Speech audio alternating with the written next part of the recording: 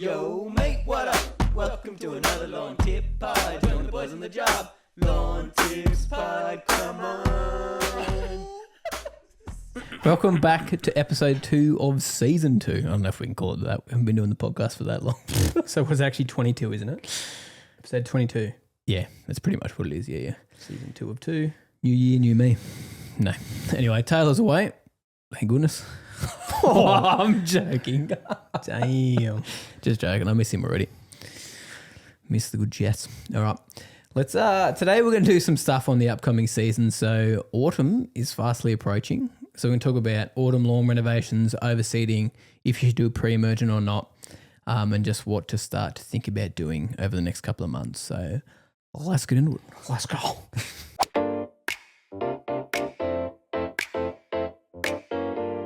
Back for some more tips. Yeah, boy. Yeah, boy. So we're going to talk about some autumn tips. So autumn is just around the corner. What are we at now in February? What's the date today? February the 10th. Am I right? Yeah, so yeah, pretty much, mate. Yeah, bang on. Yeah, like less than 20 days until we're in autumn. Time is fast approaching. So there's lots of stuff you can do in autumn time. But the main thing you probably need to start thinking about is if you have like a cool season grass like fescue, ryegrass, Kentucky bluegrass, are you going to do an overseed going into the winter months to help thicken up your lawn? You may have got a lot of damage through the summer, like some spots have died out and there's big bare spots, or maybe got some grab damage or get something along those lines. It's probably a good idea to think about an overseed. So you pair that alongside a lawn renovation. So scalp it back, dethatch it. You can scarify it with most. You don't really need to scarify ryegrass. You can a little bit to thin it out, but it's more of a heavy groom. I wouldn't actually go nuts on proper scarifying unless you got Kentucky bluegrass. And then we look at aeration and then overseeding and then top dressing. And you can also put some seed on top of that and rake it in afterwards, and then put something like our proliferate fertilizer out just to help feed that seed in your lawn going into the cooler months, set it up for winter time. Now, the reason you do it this time of year for cool season grass, like when it's getting cooler, is because it can actually help establish over the winter time, because it will still actively grow through the winter months unless you're getting crazy heavy frosts. Whereas leading from spring into summer, when you do a spring renovation with cool season grass, it can just stress your lawn out like crazy, because summertime is not the ideal time for cool season grass. Hence why they call it cool season. Whereas the opposite with warm season grass, better to do a renovation leading into the summertime. So if you are looking at overseeding, the only thing is you can't apply pre-emergents. You cannot, unfortunately, which is something we're sort of deciding what to do with this ryegrass around the green. So Yeah, there's a lot of cooch, a lot of bent grass. What else is there? Paspalum, bit of kiki. bit of everything in that ryegrass at the moment. So we're trying to decide if we're going to do, we're not going to do pre-emergent because we want to either overseed or just start again. So Yeah, we're trying to decide if we even change it to just straight bent we talked about. yeah, We haven't decided yet, though, what we want to do. But the thing is, if we use bent grass, then we can't use pre-emergents on it. But then, again, if we do get something like paspalum come up again, at least we can paint it with some Roundup and the bent grass will fill in those bare patches, or we can do some plugging. So that's also the difference. So try and decide what to do there. If anyone's got any thoughts on it, what would you like to see? Would you like the ryegrass to stay there, or should we change it to bent grass? or a warm season. The issue is things creeping into the green though. Yeah. But you can manage it. We could manage it, yeah. A lot of golf courses do it, cooch around their collars or Something like Pilex or something we could yeah, have a look at. there's options. There is options out there. We used to use Tuppercine back in the day. It's not a chemical anymore. No, it's Got not. recalled. Yes, I do remember that happened. It was a weird one too. It was like a powdery. It was very odd. I'm using Tuppercine well. in the ryegrass at home. Did you? You flogged some, did you? Did it? I didn't flog it, mate. There was not much left, and I just took it. Worked well though on the kike. Yeah, right. Got rid of some kike out of my ryegrass. It worked very well. Well, you can use clean chlorac in bent. Yes. Can you use it on rye? I got a feeling you can. I'm not sure. I'd have to look that up. Double check that. I've never actually dealt with quinclorac, really. Yeah, Should have a look right. into that. What is steer is quinclorac? Is that Steer or Queen Star or something else. Yeah, There's there's a few something of else out there. Yeah. Interesting. So yeah, we're trying to decide, because the ryegrass is just it's a mess at the moment. We need to, a lot going on down there at the green because we're using the bore to water and it's so high in bicarbonate, it's just locking up nutrients down there and just looks sick all the time. Yeah. So we need to regularly be putting out sulfuric acid or figure out some sort of filter for the pump, for the irrigation that's coming through, which you can do. I got a quote for a system to do it, but it's just a bit more expensive because it's such high pressure. Running into it. Yeah, right. Oh, righto. Because I got a quote originally and it was just for low pressure. I didn't realise. And I said, actually, this is for my golf course. They went, no, we have to crank that up a bit. Right. Yeah. Interesting. We should do pH tests though. A soil pH test. Yeah, well, we need to at least do a soil test. Yeah, not just pH, for nutrients in the soil as well. Yeah. Need to get that done. But yeah, we're stuck on deciding what to do, but we're not going to do pre-emergent down there this year. So if you aren't doing an overseed, use some pre-emergent. We're probably going to overseed or change the grass altogether. So we are not going to use a pre-emergent because it will stop a new seed coming up as well as the weeds. So yeah, not the way to go about it. But definitely if you're thinking of doing a lawn renovation for your cool season grass, great time of year to do it. If you're thinking about doing an overseed on your warm season grass, something that's pretty fun to do this time of year, time of year that's coming up. So couch grass, you can use overseed with ryegrass. Even in Kaiki, you can do it now because you can use things like Odessa. Yep. To help get rid of that ryegrass in the upcoming season. But great way to just keep some nice colour on your lawn. People that do it to get that bit of a different look over the cooler months. I've done it a few times here and at my place in town on the couch and it looks awesome. I want to do this fairway one year. Ooh, imagine how nice that would look. So how many kilos would we need? Well, actually wouldn't be as many as you think. No, because it's 2,000 squares, is it? Yeah, so we'd need 3 kilos per 100. You wouldn't go 5 kilos. That's too much rye. I did that in town. It looks so good. Yeah, it looks good. It looks so nice. I did that at my house, and but I left it on I didn't spray it out early enough. So when you're doing this, make sure you spray it out sort of end of August, start of September. Otherwise, your couch will not come back. So under the tree in my house, it actually killed all the couch grass because I left it till I think it was November. Because I was like, man, this looks good. I was just loving it. Not smart. I should have sprayed it out way earlier. I did that one year in town. I did that on the Tiff Tuff. And it thinned it out like crazy. Oh, that whole season it struggled. Yeah. I did the same thing. But yeah, it's definitely a fun thing to do. You just got to make sure you spread it out early. But I think we'd need like 60 or 70 kilos, which isn't that bad. No, if you think about it. Tempting. Good project. We could do it this year. We need someone with one of those seeders to just put into the surface, like into the soil. The slit seeders, like or those, even the agricultural ones, actually put it into the. I don't know anyone with one, but wonder if you can hire the slit seeders out at Kennards. Ooh, I had a feeling they got some. I know Ventrac has one. Do they? Ventrac. I think Toro owns Ventrac now. Oh, they do, yeah. Yeah. Should reach out to Toro. Ventrac Toro. Whatever they're called, yeah. One of them. That'd be a cool little thing. One of those would be so cool. You don't have to top dress it either. Because that's how sports fields do it. Yeah. It just places it just in that top layer and hits the soil. Yep. Because what you do is you scalp it back first, put some Primo out to stop the couch growing a bit more. Yeah. Seed into it, grows through. Don't have to top dress. Because obviously on those big sporting fields, that'll be a big cost top dressing every field.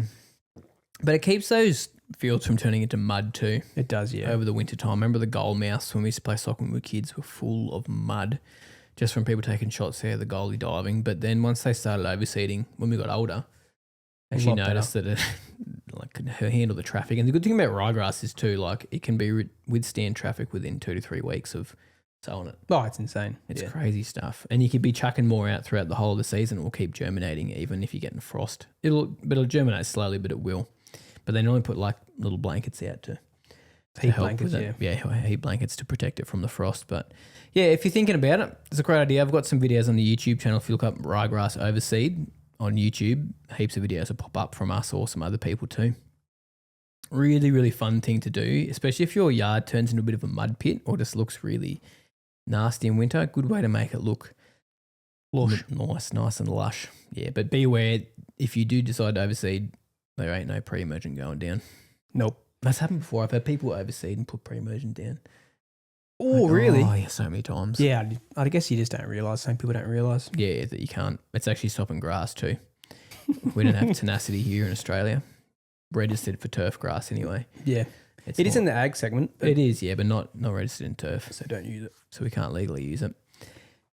Which tenacity basically is a pre-emergent. It works like a pre-emergent. It stops weeds coming up, but your seed will still come through. It'll actually bleach the weeds when they come through and kill them. Pretty crazy, eh? Yeah, it's nuts how it works. Good against power, crabgrass or summer grass, we call it here. I think it even like bleaches kike and stuff from coming back through. Not sure. I know it does some broadleafs as well, doesn't it? Mm. Yeah, it does quite a few of them. Yeah, I'm pretty sure warm season grass doesn't like tenacity. Right. Which if you were doing oversowing to warm season, you couldn't use it anyway. Anyway, we can't use it, so we shouldn't be talking about it. Stop. Yeah. So pre-emergent window is end of February to probably the middle of March, so very, very soon. Yeah. Especially those guys who have this cooler climate. So mine's actually starting to wear off because I put it out in end of August, I think, and I've just started noticing some broadleaf weeds coming up. Starting to come through, yeah. So it's actually time for me to put it out because my 6-month window's obviously just ended now. Yeah, so you could put it out now. Yeah. Which is fine if you do it early. Like, it's not going to make a difference. You're just going to get that 6 months from that point again. So make sure you reapply. Either when you see weeds start popping up close to 6 months or at the 6 month mark, and you'll be sweet. But make sure if you're trying to prevent things like past palem in the warmer months, stick to those higher application rates of that 40 mil per 100 square meters. And if you're only trying to stop power, winter grass, you can stick around that 30 mil. It's actually 40 mil. Is it 30 mil for power too? 40. 40 mil? Yeah. For some reason I thought it was 30. Look up the label. I'm pretty sure it's 40. No, you're probably right. Let's have a quick squeeze, eh? While we're here. So you might as well just go 40 mil. If you've got a healthy established lawn, go 40 mil. Make sure your roots are below 3 centimeters. Otherwise, you will get bare spots or your turf will just pull up. Am I right or am I wrong? It depends. You can do 1 to 2 litres per hectare, so 10 to 20 mil. But high infestations, I'm pretty sure it says 40 mil. Yeah, it's for highest infestation. So if you've never really seen much of it, you can go the lower rate. Yeah. But if you've got a big seed bank there. Yeah. It's basically saying if there's no plants there currently, feel free to the lower rates. If there is, crank your rate up to that 40 mil. So that's why I always stuck in my head like 30 mil because, yeah. Yeah, you've just got to be careful when you do 40 mil just because your lawn will stress out if it's not properly established. You know, it even says here for paspalum, do a repeat application at 3 months. We didn't do makes that sense. this year. That's probably why it got worse. Well, it got worse. And that's when it turned up 3 months after applying. True. So next season we need to do it. I've never really checked that on the label with paspalum. It's got a massive taproot on it. That's probably why. Yeah, it sticks in there over the winter time, and then when you put your pre-emergent out again, it's just there. It sneaks back through. Snaky dog. Yeah, so you can use we sell Spartan and Barricade, and they both have prodiamine in them, so they both work really, really well for preventing winter grass for this next upcoming season. So that's what I'll be looking at using, and it will prevent quite a few broadleaf weeds too. Some will sneak through, and if there's weeds already there, it's not going to kill those weeds either, so do be aware of that. But next upcoming season, make sure you plan it. If you're going to get your renovation done, start thinking about it now, booking your aerator, getting your soil or your sand, whatever you use to top dress, your seed if you're going to overseed, or look at getting some pre-emergent if it is time for that too. Now, we recommend putting a wetting agent with your pre-emergent too, just to help it distribute into your soil evenly. Because if say you had a hydrophobic spot, when you put the pre-emergent out, then you water it in, and it's not going to soak in that area because it's hydrophobic, it'll run off, and you won't actually have that protective barrier there. So wetting agent will just help break down that surface tension and get the herbicide or the pre-emergent down into the soil properly. True. Blame. And if you do have areas that are struggling, just miss those areas and go in the good spots. So yeah, that's what I did last year. I had along the fence line, I just didn't put any pre-emergent out. And you can tell because a bit of winter grass has germinated there already. And a bit of summer grass and stuff like that. But I've just been picking it out by hand. So yeah, at least you can do that with those selective areas. Yeah. Yeah, and that's the thing. So yeah, if you do have big bare spots, avoid it unless you can spray around them, then definitely spray around them. That's why liquid's good, like a granular option. Makes it a bit tricky because you can't selectively choose where you want to put it and don't want to put it either.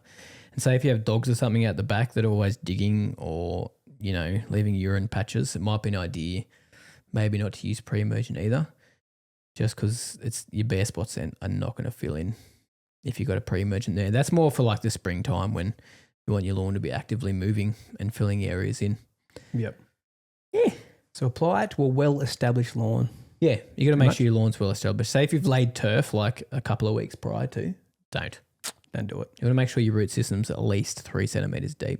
There are other pre-emergents can use though, but we don't sell them. But there's oxidase. Yeah, oxidase the active. Yeah, correct. Yeah. And there's quite a few products out in the market now that you can get that are safe on new turf. You've just got to double check that your variety, because Sienna Anna can get a little bit burnt by it. So you got to check on the label what grass type actually suits with those products. Yeah.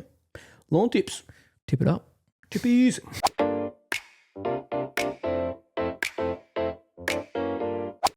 How many years ago do you reckon it was we worked on the golf course together? You left in 2019. So what's that? Seven. Oh, No, don't say. 7 years ago, bro. Wow. Oh, well, nearly 7. It'd be like 6.5 years ago. Wait, what? Did you? Oh, yeah. I was going to say, did I have kids when you were there? You did. I had Marley. Kids. Yeah, Marley. Yeah. Yeah, I had Andy. I even had Isla. Well, you did. Well, you did. God, you had kids before me. I'm pretty That's all sure. I'm saying. I'm pretty sure Isla was born before I left. Yeah, she was, because of when I went to America. So I quit the job and then I went to America. When the next she was day. getting born, was she? No, she was born a couple months before that. Oh, right. Yeah. Yeah, that's right. You quit and the next day you went to America. Yeah. Like, see you And I later, was crook too. dog. Oh, yeah? Yeah, I had gastro. Oh, nice. Yeah, I remember because my last day at work, I had to call in sick. That's Do you remember that? And right. it felt so wrong. I was like, oh, I'm so sorry, but I'm actually sick. I promise you I'm sick. Good riddance. Pretty sure it was the last day of Reno or something too, wasn't it? Nah, it wouldn't have been. I don't know. It would have been in I feel like October, it was so it would have been renovation week. I feel like it was Reno week and I dogged the last day because I was crook. I think I remember. It's like, no, cheers for that, brother. It felt real bad. I was like, what do you do though? You're sick. But it looks sus as. It does. Last day. Get crook. And get him. I went to America on the Monday, so finished last day Friday. America on the Monday. You went there to see like other lawn guys, didn't you? Yes. So who did you see? Connor Ward. So Connor, Ryan Knorr, Lawn Alan Care Hayne, Lawn Care Nut. Who else did I see? Who was the other guy? The guy has cooch It grass. was Ben from the Lawn Guardian. Lawn Guardian, yeah. I saw the Lawn Tools before they blew up. Oh, did you see that was them? before they blew up, yeah. Yeah, right. They're nice guys, really nice fellas. Funny as. There's That another was way guy. before they blew up. That's when they were like, had 500 subs on YouTube or something. Wow. And they had no following on TikTok or anything, or Instagram. I don't even know if TikTok was much of a thing back then. I've Might never have been used called it. Musically back then when it was before it was TikTok. Really? Yeah. Wow. Yeah, Musically. I think it was called something like Musically. Yeah. Is that when there was just always dances on there and stuff? Yep. That was ages ago. It was around that time. I think it flicked to TikTok. Yeah, right. Anyway, off the topic of Yeah, that, how we're did we talking get there? about when we're used to work on the golf course together. So Josh and I worked at a place called Orange X Services Club. Yeah, I think we've talked about this a few times, but we might go into a deeper dive here. Yeah, there's many stories that come from that place. many years working there. Good memories though. I used to love that job. Yeah. I love that job with a passion. It's just an old country course, like nothing fancy. It wasn't private. Pretty flat. Yeah. It was like it was basically the tradie course for town. Yeah, it was. Wasn't It was pretty much the course when you first started playing golf. It was flat. It was very open. It was a good course to start playing golf on, actually. It was. And but we learned a lot there because we had a bowling green. Technically, we used to look after the footy fields, but I mean, it wasn't much to that. It was All we mostly ever did just was line mark them marking. out. Yeah, mark them out. And mine with a slasher every now and then. Yeah. Then that stopped once council took over. Yeah, and they've done a really good job with it, actually, because they always they take the top of it every year, I think. They do a really good job with it. Some good equipment, those boys. They do. Bowling green, that, and obviously the golf course too. There was nothing else we used to really look after. They used to look after the wicket, but that was before I even started, so Yeah, that but would have been in like 2008 or Would have something. been interesting to know how they do that. It's a different turf surface, a wicket. Oh, we're basically just treating it like crap the whole time, just so a ball bounces well on it. That's it. Like there's no leaf really there. There is. But there's such an art to it, though. It is. It's crazy art. Should Yeah. get Baylor on here one time to talk about it. Should. Because the calcium levels, I think we talked about this before, is you have to have so much more calcium Is it in the because of soil. the clay? Because it's pretty much clay, Yeah. Just high levels of calcium, so it actually sticks and it hardens up and it doesn't crack. So weird. Such a weird. Anyway, I probably said that wrong, but Yeah, we have no sounds idea. right. When it comes, you sound smart anyway. Didn't believe me. I did. I was like, really? Really? But it was good because we got to learn Bowling Green.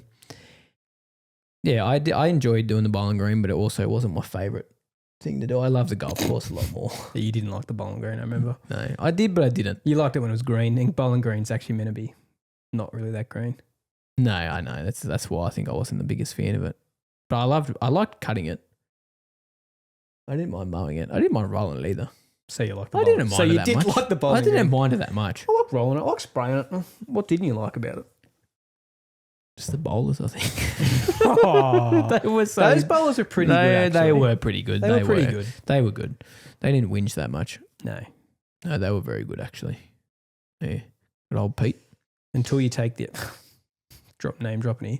Until you take the green out, that's when they start whinging when they want to get back on it. It's only ever out for a month for the whole year. I know, for the whole... Like, it gets smashed for a whole year. Yeah. Then it's out for, what, 4 to 6 weeks? Yep. Around Christmas time. So everyone's away anyway. Yeah. Always looks nice and green though once that's done. Does look lush. Anyway, yeah, it was a funny old golf course. I remember we used to do hole change, and every now and then when you're changing the holes, you get a little bit of like plate, like a bit of pottery. Or a bit of a... It used to be like old plates though too and stuff in there. There used to be those little medicine bottles too, remember? You'd find That's medicine bottles right. in there. It's because it was an old... The greens were pushed up from an old, I think, tip site. So the tip was across the road where the TAFE is. Oh, was it? So Orange TAFE is across the road from that golf course. So there was a tip there. And there was a tip there, heaps of landfill and stuff. And they used a lot of that landfill for the greens. But the people who built it were the patients. They were. So like for the mental health ward section. So it was like a thing to get them outside and get some work done. So they did all the push-up. They did the tees. Because even the tees were the same. They had that. Like every now and then you'd dig in it and you'd find a little bit of that pottery and stuff. When you were trying to fix a sprinkler, you're like, what is this? Yeah, what is this mess? It's so bad. But some of those greens, you had to learn how to deal with it because some of them would be so squishy after water. Remember like how sludgy they'd get? But there was different types of bent grass in them too. So you had to treat every green. You had to treat them the same, but you couldn't treat them differently.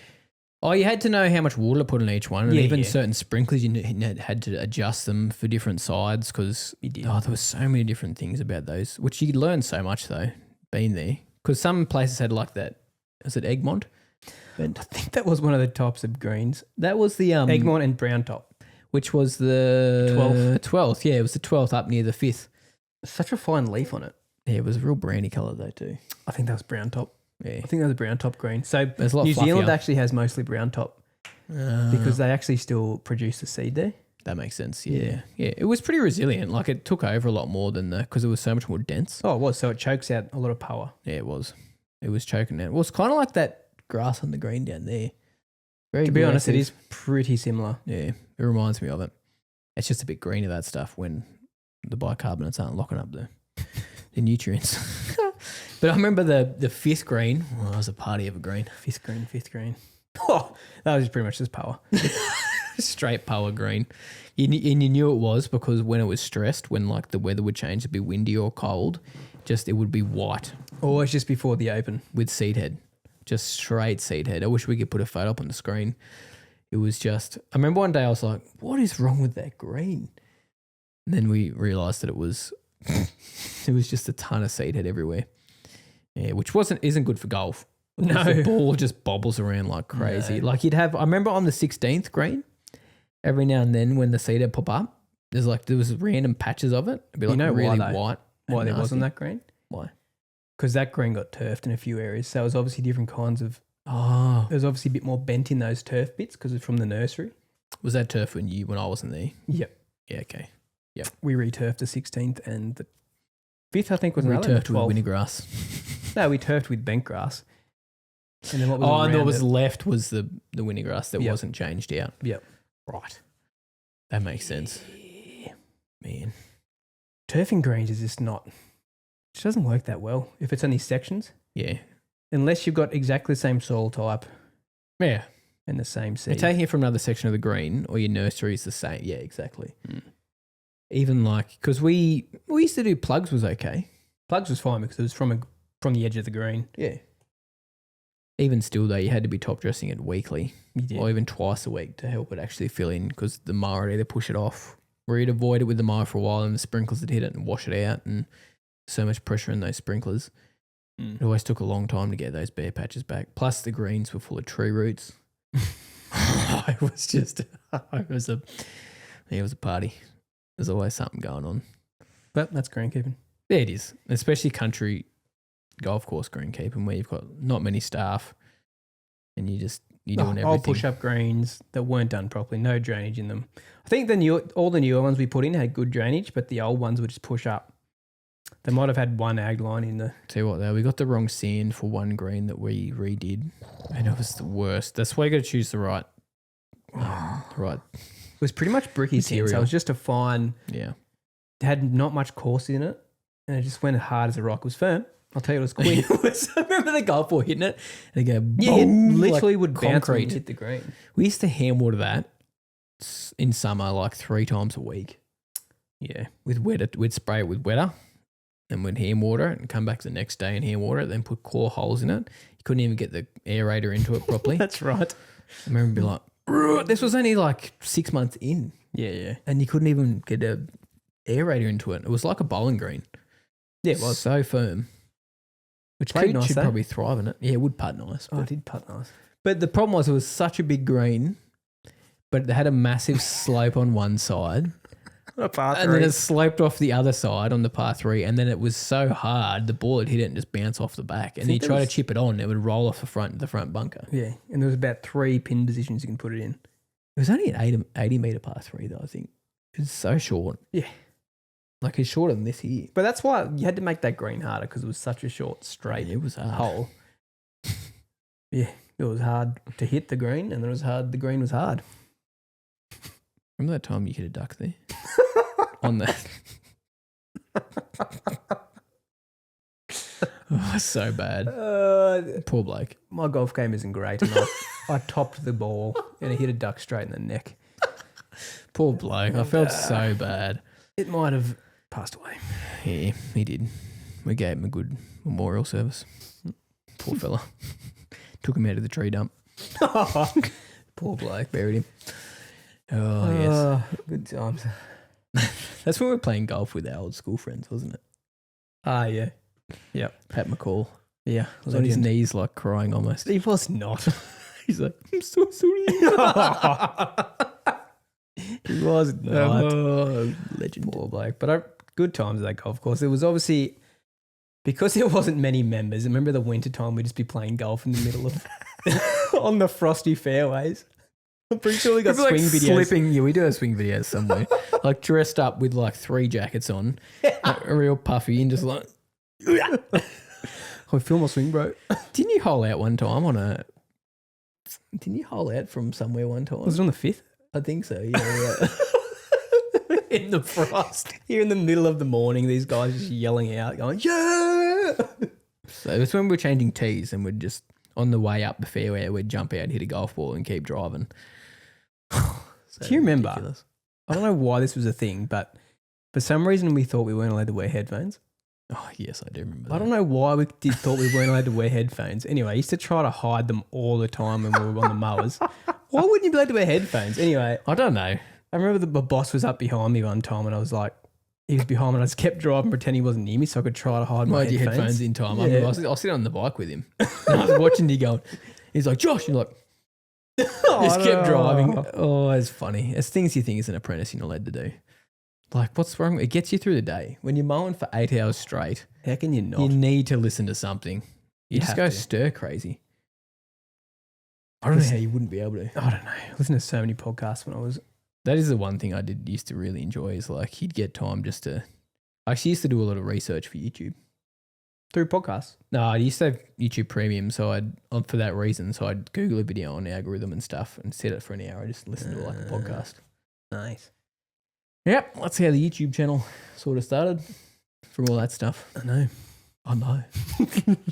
As in you're at work and you were just like, me, you choose. Your first videos were filmed at the golf club, remember? Like the intros and stuff? The intros were, yeah. I didn't film any videos there. No, you just did like footage of you mowing. Legend. The golfers would have been like, who is this guy? Who's filming himself mowing? Yeah, they would have been a bit weirded out by that. Oh, good times though. What's some other stories? Oh, we used to get up to so much stuff on that golf course. Man. We used to use we never used to use walk behind mowers or triplexes. Yeah, because we didn't have enough staff. No. Only one was the bowling green because that's what you have to use. But yeah, that was only walk. So there, that was a walk behind. We didn't actually have any walk behinds at all for the greens. No. Even bringing greens in, we used to still use triplexes, which is pretty crazy. I don't know how that's hectic. Like, yeah. Like first cut was with, and we didn't have a roller either, remember? So we couldn't firm it up before we cut it. Why do we never have a roller? Just didn't. Yeah, when you went to Winnie. Yeah. Oh, It makes makes such a big difference to greens rollers. It does. Definitely. Oh, it just means you can miss cuts and take stress off the green, but also allow it to play nice and quick too, which golfers love. Obviously not if you overdo it. Yep. I mean, some of those greens at next service probably wouldn't have handled the roll very well. Imagine the 9th. First or the 9th, because they were firm enough and they had enough slope on them anyway. I think the 9th is the one I did my back on. 9th or the 10th. You were talking about that before. Changing holes. Because they were that hard. Remember? You used to have to you pull the hole out and then you couldn't get it back out of the hole changer again. Yeah, it is a You're screwdriver. banging against the side of the back of the trailer or the bike, remember? Or the screwdriver. No wonder those hole changers struggled. But like, what do you do? We could not get this it one out. here for a while, didn't you? Yeah, and then it broke eventually. Yeah. Got locked up. Yeah, that's the one we used to use. Because I think it's when you're at the golf course and you weren't using it, you said just take it. Yeah. Yeah, it was that old. It was there when I was an apprentice. She was an oldie. Man, good times. But yeah, I learned a lot because there was a lot of fixing to do. Always drainage problems, always like fixing irrigation. I learned a lot about fixing irrigation and thrust blocks and Dakotas. Oh yeah. Right. You weren't there when I was there at the end. I think because it was over about 20 to 25 years old, the system. So I think that's usually the lifespan of irrigation system. No, it was 10 years old. That's all it was. No, it went to 20-something years. Jace, we kept saying 10 years since I started. It was always 10 years. Oh, right. That makes sense. It's been 10 years instead of like another 5 years later. It's been 10 years. Yeah, that's right. And it just accumulated. It was literally like 20, 25 years since it was put in. No, I was there when stuff like the back wouldn't work and then the front wouldn't work and then both sides wouldn't work and then we had hand water on weekends. I was there when all that was happening. Yeah, right. So it was starting to go bad then. Because when you left, it was just me and another guy. I think 3 of us. Then one guy retired. Then another guy left again. So it was pretty much just me. I was the only qualified bloke left looking after the golf club and the bowling green. And I had one guy working casual for me cutting fairways. So I was doing bowling green, greens, fairways. And the watering system wasn't working. Wasn't working properly, yeah. Oh. Had to go in and water the greens of a night and just turn on individual sprinklers. It was good times. What time would you go there? 3 o'clock in the morning. How did it take you 3 or 4 hours to do all the greens? And then you Like some of the greens would still work. Would you work a full day after that or you'd finish early? Yeah, so I worked that whole summer when you left.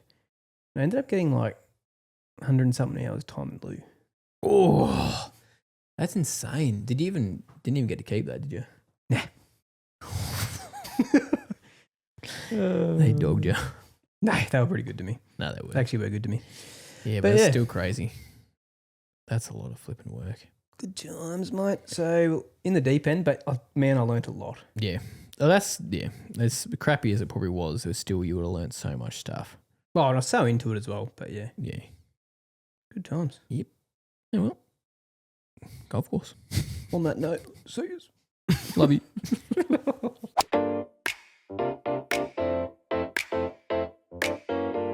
All right, thank you guys so much for listening in.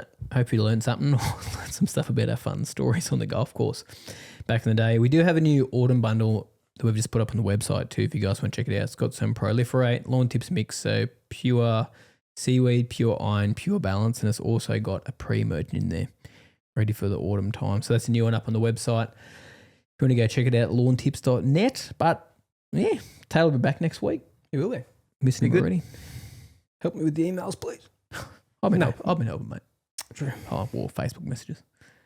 But if you do need any information, reach out at help@lawntipsnet.net and we can answer any questions you may have about your lawn. Yeah, or even chuck us a DM on Facebook or Instagram. Yeah. We do check them regularly. If you're not getting a reply, make sure you're sending it to the right email address because we've had a few people say that. But we reply to every single message. We do. We check them daily. Yeah. So if we are a little bit late to reply, it just means that we're outside doing a job. Or filming the podcast. Or filming the podcast. All right. Thanks, guys. See ya. Bye. Yo, mate, what up? Welcome to another Lawn Tip Pod. Join the boys on the job. Lawn Tips Pod, come on.